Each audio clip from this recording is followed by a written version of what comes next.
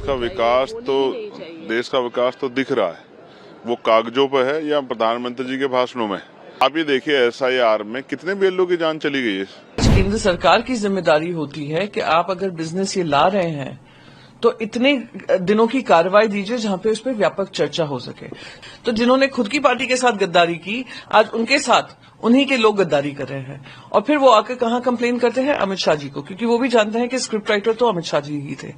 पूरे देश ने पिछली बार देखा है, अगर ये संसद सबकी है तो विपक्ष लगातार हर रोज सिर्फ एक ही मांग तो कर रहा था कि एसआईआर पर चर्चा हो जाए।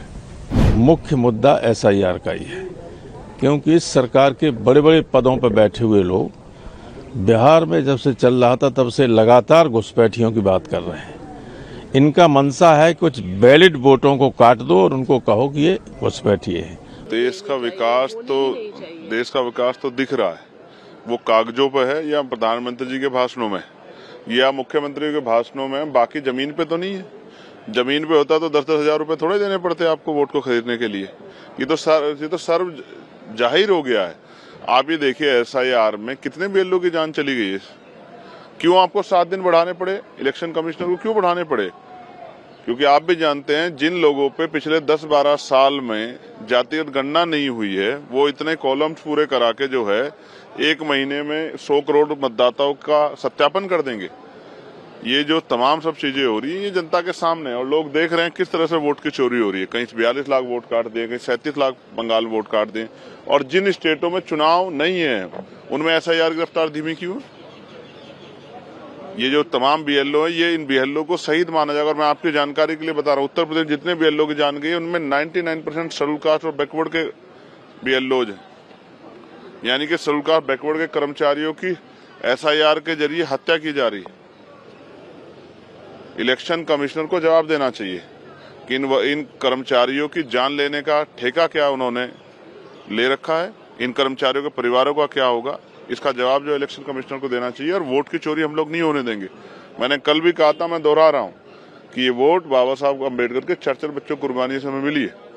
हम अपनी एक भी वोट नहीं जाने देंगे। ये वोट हमारा हथियार है और हम अपनी वोट की रक्षा करेंगे और एक एक वोट की सुरक्षा करके ज्यादा मतदान हो इस विषय में लोगों को जागरूक करेंगे। आज केंद्र सरकार की जिम्मेदारी होती है कि आप अगर बिजनेस ये ला रहे हैं तो इतने दिनों की कार्रवाई दीजिए जहां पे उस पर व्यापक चर्चा हो सके।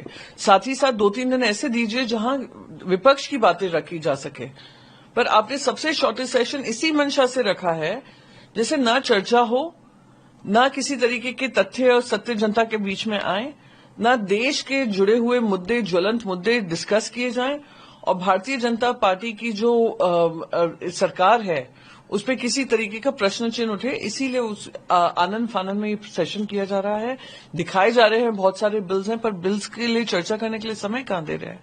तो ये सारी चीजें हैं, दिखाता है कि जो डेमोक्रेसी की बात करते हैं, पार्लियामेंट्री डेमोक्रेसी का सम्मान करने की बात करते हैं, वही उसका लगातार उल्लंघन कर रहे हैं। एक आखिरी सवाल, आप महाराष्ट्र से बिलोंग करती है, महाराष्ट्र में लोकल बॉडी इलेक्शन चल रहे, इस वजह से काफी एमपीज जो है रूलिंग पार्टी के वो सेशन में हमें आज या कल नहीं दिखाई दे रहे। तो ये तो देश का सेशन है, how do you look into that? जो रूलिंग पार्टी के एमपीज हैं महाराष्ट्र में जो हैं और रूल कर रहे हैं, ट्रेजरी बेंचेस में हैं, 3 पार्टियों का गुट है जो महायुति अपने आप को बताता है। वहां पे महायुति तो रही नहीं गई, ये तो महाझूठी गठबंधन है जो सत्ता में रहने के लिए काम कर रहा है। आपस में जूते चप्पल चल रहे हैं, आपस में एक दूसरे के साथ खींचातानी हो रही है, आपस में एक दूसरे के ऊपर प्रत्यारोप आरोप लग रहे हैं, आपस के लोगों को अपनी पार्टी में खींचा जा रहा है, शामिल किया जा रहा है।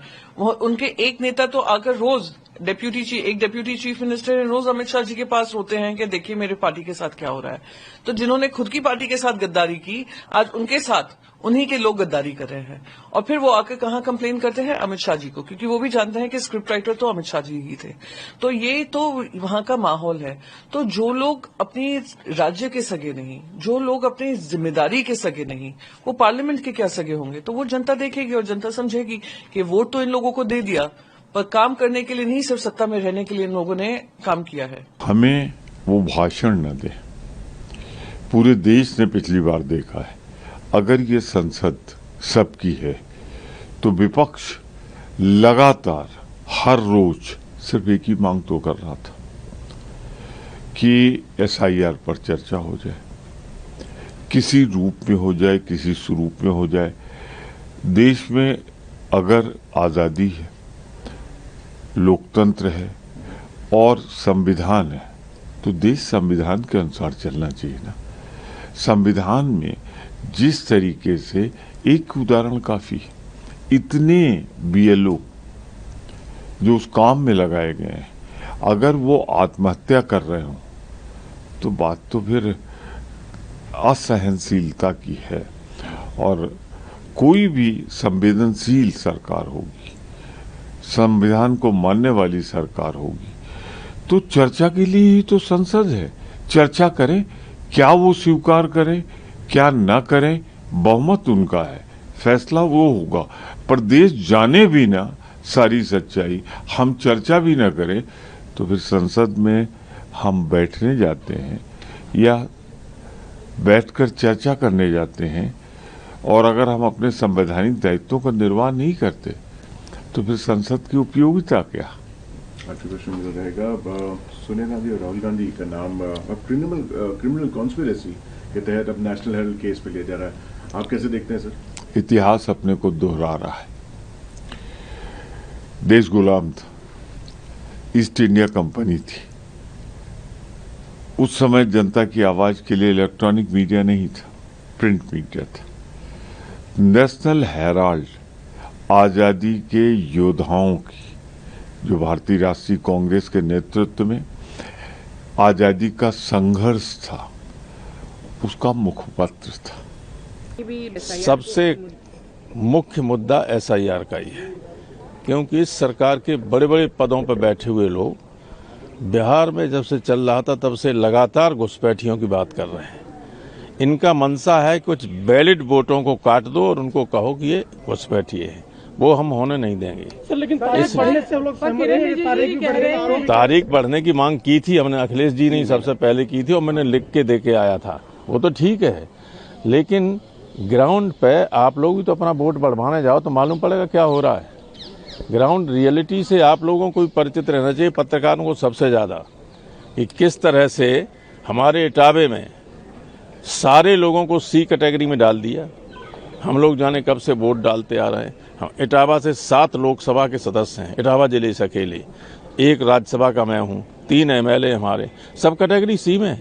माने इनके पास कोई डॉक्यूमेंट नहीं, जिसका चाहो उसका वोट डाल दो, जिसको चाहो उसको चुनाव से वंचित कर दो। ये साजिश है, इसलिए हम लोग इस पर पूरी ताकत से लो। मऊ में 20,000 वोट काट दिया, और अभी तो देखेंगे उसी के इलेक्शन कमीशन के ऐप पे पड़ा हुआ है। सर, लेकिन SIR पे डिबेट इसलिए नहीं हो सकती, इलेक्शन कमीशन उनके परव्यू में नहीं आता, और ब्रॉडर इलेक्शन कमीशन को कौन बनाता है? Who is the creator? जो बनाने वाला होता है वो बड़ा होता है, जो बनने वाला होता है वो बड़ा होता है।